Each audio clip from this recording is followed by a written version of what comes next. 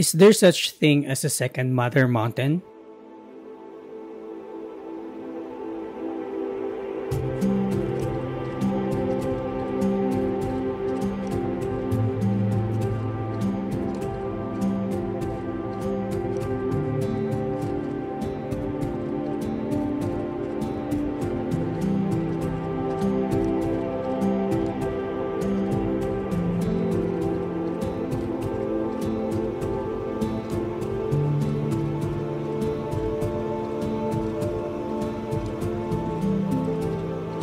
Well, first, let's define what is a mother mountain. In mountaineering terminology, the term mother mountain refers to the first mountain that an individual has climbed and successfully reached the summit. This designation holds a sentimental value for climbers, marking the beginning of their mountaineering journey. For my journey, the first mountain I climbed is Mount Mandalagan, Tinagong Dagat. I've been to this mountain 7 times already.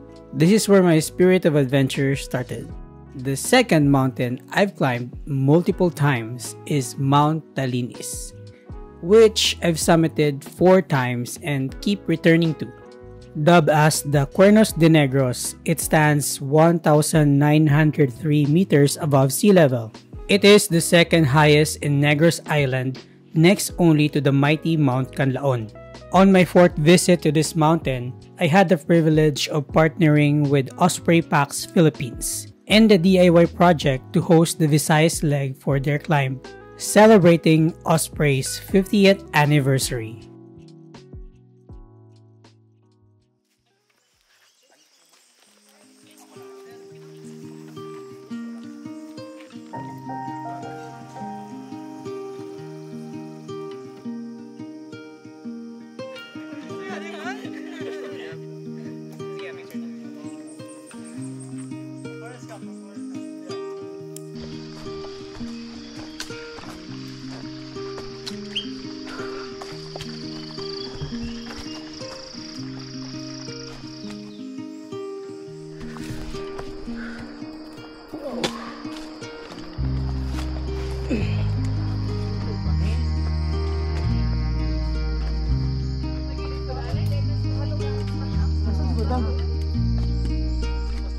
This is our day 1 of our Mount Talinis climb for the Osprey 50th anniversary Visayas leg.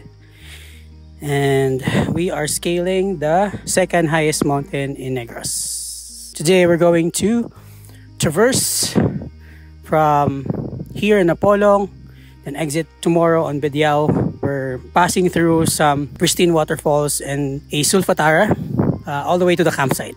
So that's the itinerary today.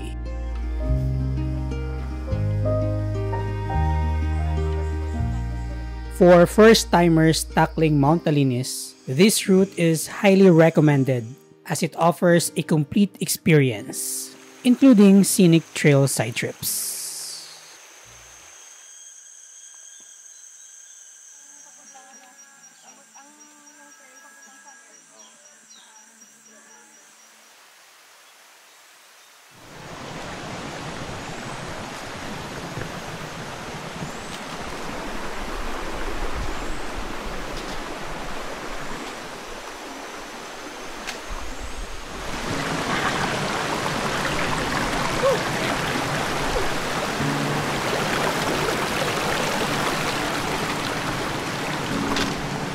First up is this beautiful waterfall called Twin Falls.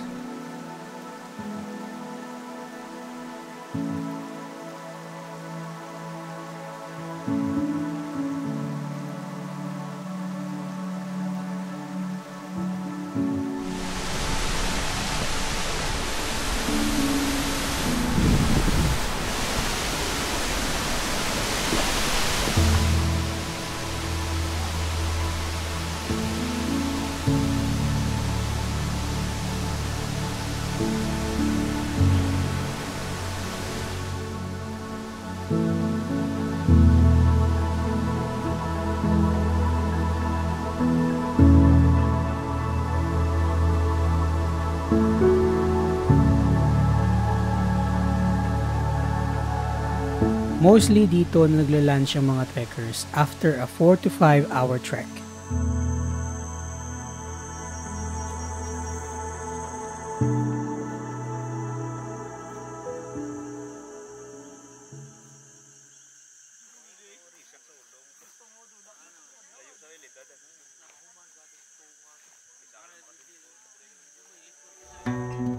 This is the Rancho campsite.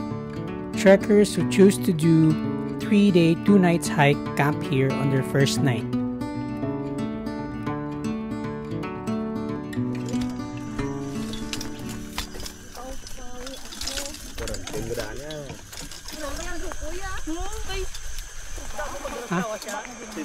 Coba.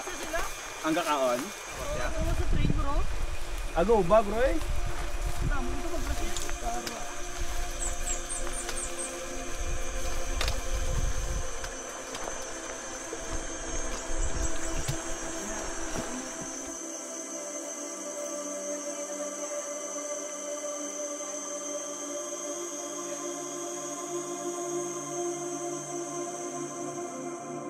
Further ahead is these eerie and mysterious sulfur vents.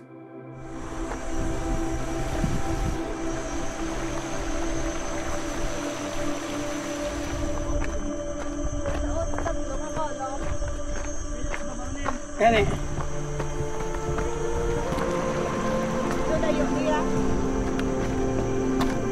Whoa!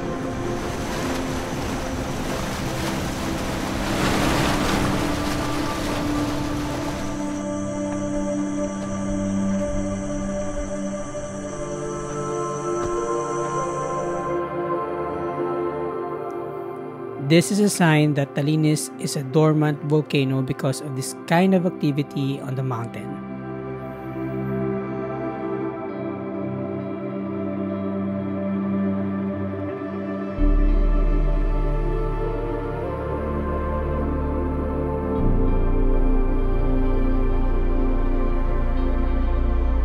After the sulfur vents, this is where all the fun and smiles slowly fading because of the almost never-ending ascents.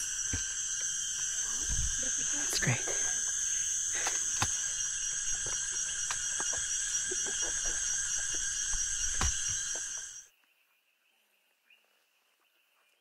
Ito yung part na tatanungin mo sarili mo sa desisyon mo sa buhay.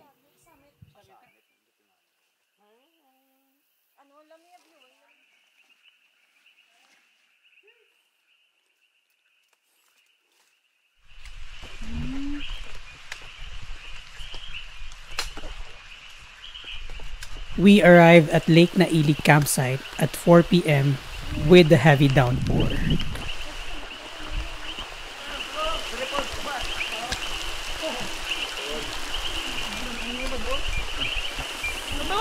Oh, sige. Kita.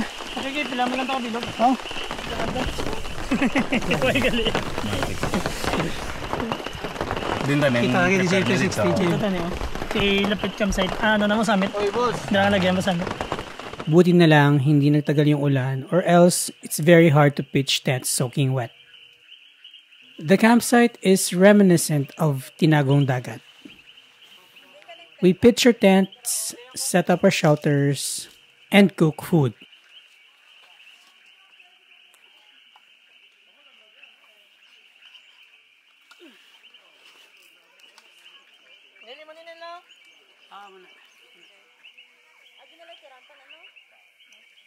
When the weather is fine, it's so calming to chill out here and soak in nature's embrace.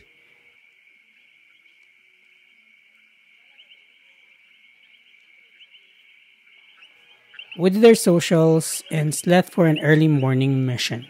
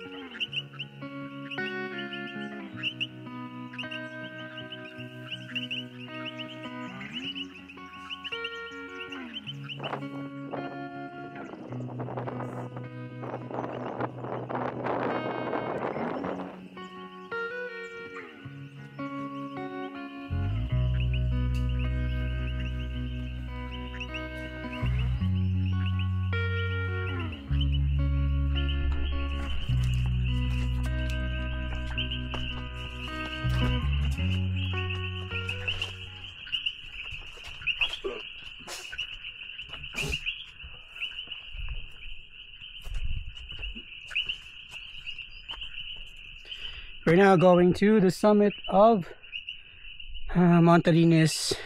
We're going to Nacolon Peak. It's going to be 1 hour trek going up there, and hopefully to see some views for clearing, and also to secure some pictures and videos for Osprey Philippines for their 50th anniversary. Okay, let's go.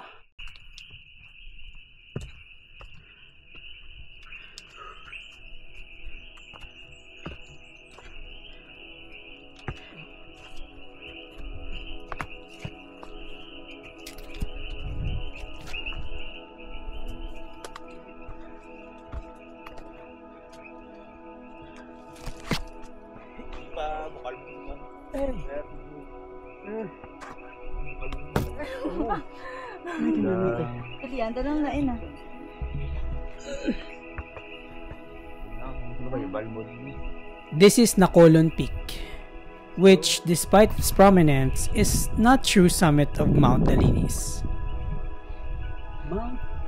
According to the guides, the actual summit remains unconquered due to its perilous and treacherous path.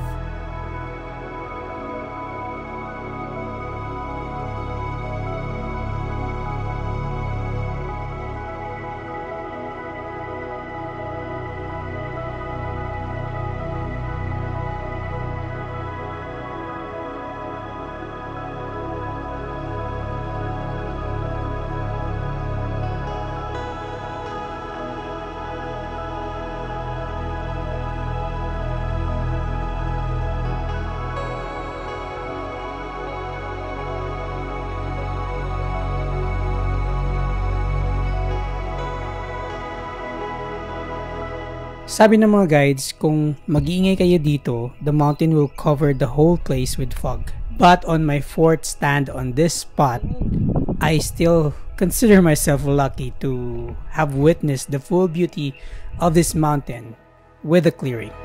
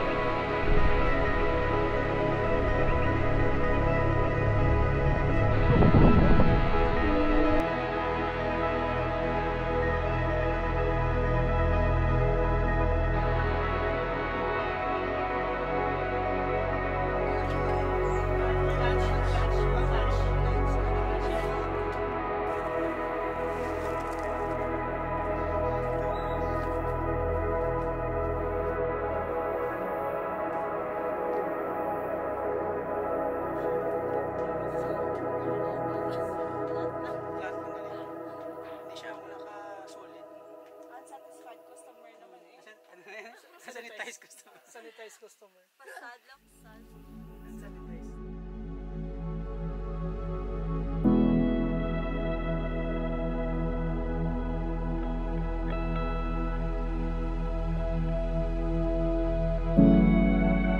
This is Lake Yegumyum, a smaller crater lake where trekkers often set up camp when entering via Bidiao.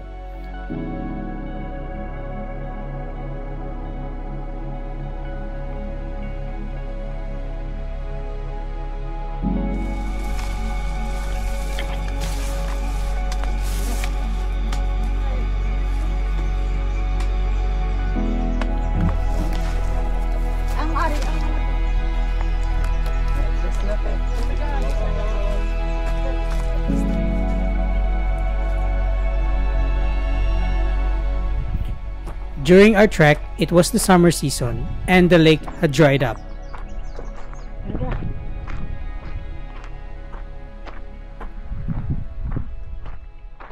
This lake is supposed to be, the water is supposed to be here, but now because of drought, look, it's almost empty.